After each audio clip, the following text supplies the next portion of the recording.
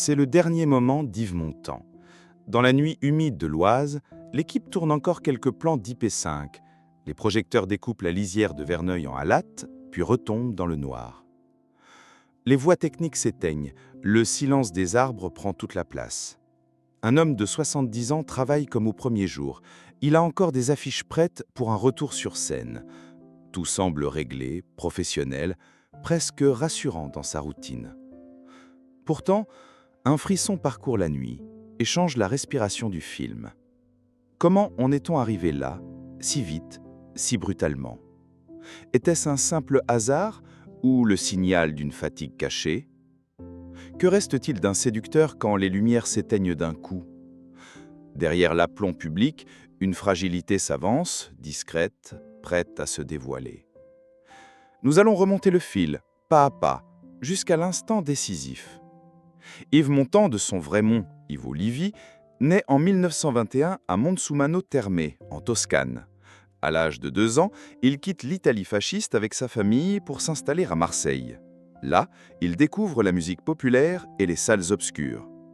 Très tôt, il comprend que sa voix grave et chaude, associée à une silhouette élancée, peut l'emmener loin. Dans les cabarets marseillais, il charme un public déjà conquis par son allure nonchalante et son sourire éclatant. En 1944, une rencontre change tout. Édith Piaf, qui l'entend chanter, l'invite à se produire à Paris. Montand s'y impose rapidement, vêtu de son pull marin et de son pantalon sombre, créant une image immédiatement reconnaissable. Ses gestuelles précises et son timbre velouté séduisent au-delà des frontières. Les années suivantes le voient conquérir la scène internationale, aussi bien comme chanteur que comme acteur. Dans le cinéma, il tourne avec les plus grands, Henri-Georges Clouzot, Costa Gavras, Claude Berry. Ses rôles oscillent entre l'homme du peuple et le séducteur sophistiqué, toujours porté par une intensité naturelle. Dans la vie privée, il partage plus de 30 décennies avec l'actrice Simone Signoret, formant un couple mythique du cinéma français.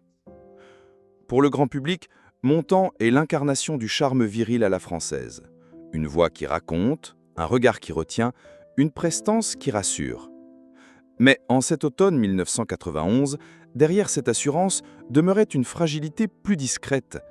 Les signes de fatigue, rares mais perceptibles pour ses proches, annonçaient peut-être déjà que le temps de la scène touchait à sa fin. Mais derrière ce sourire, il y avait une vérité que peu avaient perçue.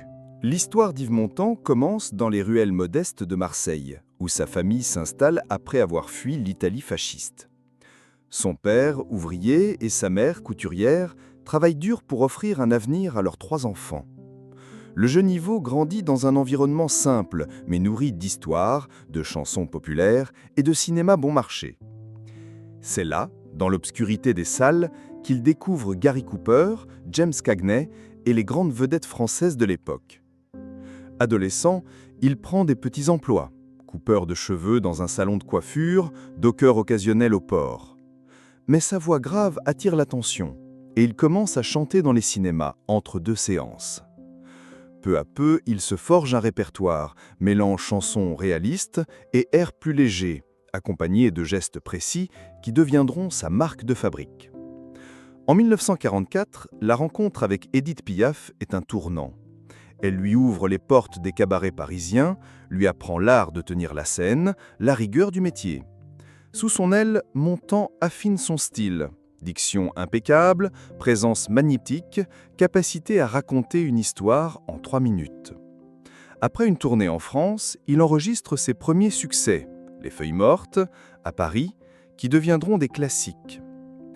Les années 1950 le propulsent vers le cinéma.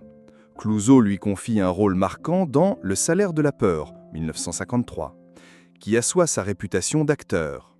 Montand incarne l'homme simple, confronté à des choix impossibles, un registre où il excelle. Parallèlement, il continue la chanson, remplissant les salles à travers l'Europe et l'Amérique. Dans les années 1960 et 1970, il se tourne vers des œuvres plus engagées. La guerre est finie, Z, L'aveu. Il est prête sa voix et son image à des causes politiques, ce qui lui vaut à la fois respect et critique. Cette période est aussi celle d'une vie sentimentale scrutée. Son mariage avec Simone Signoret, ses liaisons supposées avec Marilyn Monroe ou Carola Miel. Au milieu des années 1980, Montand connaît un nouveau sommet avec Jean de Florette et Manon des Sources de Claude Berry. Sa performance, nuancée et émouvante, touche un public de toute génération.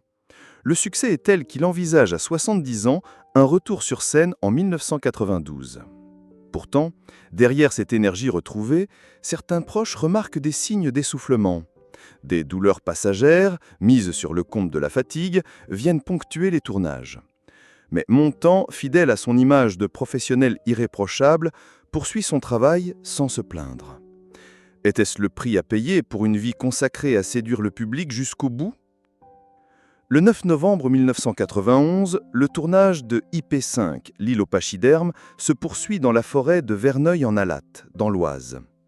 La météo est fraîche, l'air humide porte l'odeur des feuilles mortes. Les projecteurs découpent la pénombre, révélant par éclats les silhouettes des techniciens et des acteurs. Yves Montand, dans son manteau sombre, se tient prêt pour une nouvelle prise. À 70 ans, il conserve cette allure impeccable qui impose le respect. Les dialogues sont répétés une dernière fois. Jean-Jacques Bénix, le réalisateur, donne ses instructions. Montand écoute, concentré, le regard légèrement plissé, comme pour graver chaque détail dans sa mémoire. La caméra se met en marche, un mouvement fluide dans l'allée forestière. Les répliques s'enchaînent, la voix grave de Montand résonne sous les arbres. Puis, au milieu de cette scène banale, quelque chose change. Un bref silence, à peine perceptible, remplace le rythme régulier des pas. Montand ralentit, porte une main à sa poitrine. Son visage se ferme, ses traits se crispent. Les phrases suivantes ne viennent pas. Les techniciens échangent d'un regard, hésitent à interrompre. Le réalisateur coupe. En quelques secondes, l'atmosphère se transforme. Les gestes se font plus rapides, les voix plus basses. On aide Montand à s'asseoir, mais il s'affaisse légèrement, visiblement affaibli. Un assistant court chercher le médecin du plateau. Les feuilles craquent sous les pas pressés. Le froid semble plus vif, comme si la forêt retenait son souffle. Une ambulance est appelée. Le tic-tac de l'attente s'installe, chaque minute paraissant plus longue. Montand est conscient, mais fatigué. Ses yeux passent des visages connus à l'obscurité autour. On l'installe enfin sur un brancard, direction l'hôpital de Senlis. Le trajet, bien que court, semble suspendu hors du temps. À 13h10, à l'hôpital, le verdict tombe. Yves Montand est mort d'un infarctus du myocarde. La nouvelle se répand en quelques heures, frappant le monde du spectacle comme une onde de choc.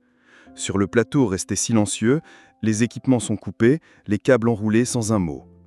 La dernière image tournée de Montand ne sera jamais oubliée par ceux qui étaient là. La nouvelle de la mort d'Yves Montand se répand dans l'après-midi du 9 novembre 1991. Les chaînes de télévision interrompent leur programme pour annoncer la disparition du comédien-chanteur. Sur les ondes, ses chansons emblématiques repassent en boucle, comme pour combler le silence laissé par sa voix. Les images d'archives envahissent les écrans. Montand jeune sur scène, Montand au cinéma, Montand au bras de Simone Signoret. Dans le cercle intime, c'est la stupeur. Ses proches, qui savaient qu'il préparait un retour sur scène, peinent à réaliser que cet homme, encore plein de projets, ne reviendra plus. Carole Amiel, sa compagne, reste discrète, protégée par des amis fidèles. Les collègues du tournage, encore sous le choc, décrivent un professionnel attentif, blagueur entre les prises, concentré dès que la caméra tournait. La presse du lendemain titre à la une « Yves Montand s'en est allé. La voix grave du cinéma français s'est tue. » Les hommages affluent du monde entier.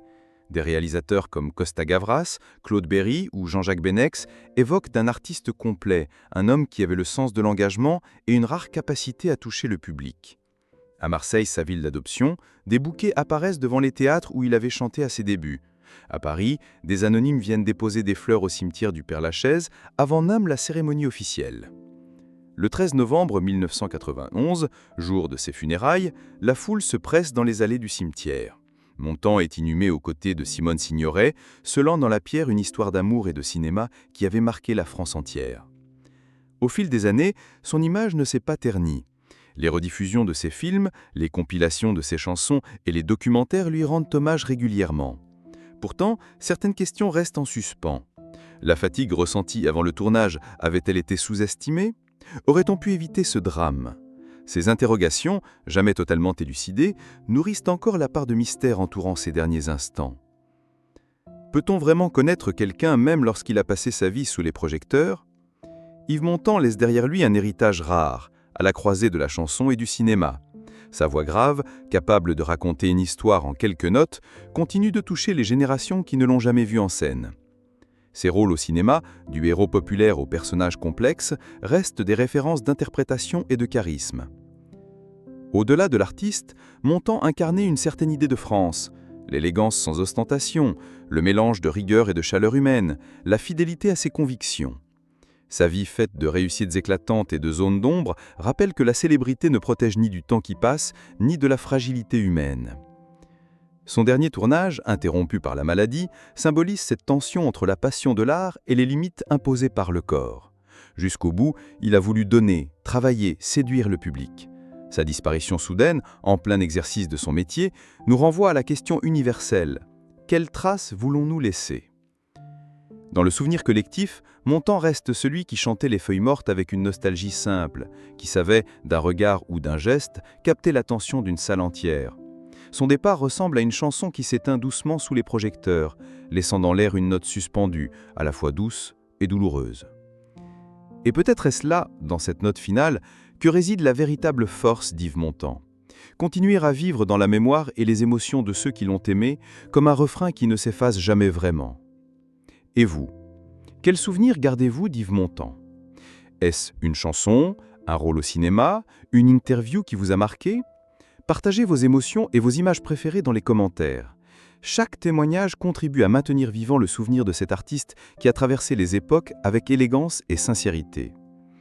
Si cette histoire vous a touché, abonnez-vous à la chaîne pour découvrir d'autres récits sur la vie et les derniers instants des grandes figures de la musique et du cinéma.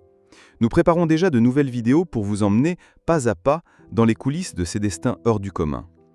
Ensemble, faisons en sorte que les voix et les visages qui ont marqué notre histoire continuent de résonner longtemps, au-delà du temps et de l'oubli.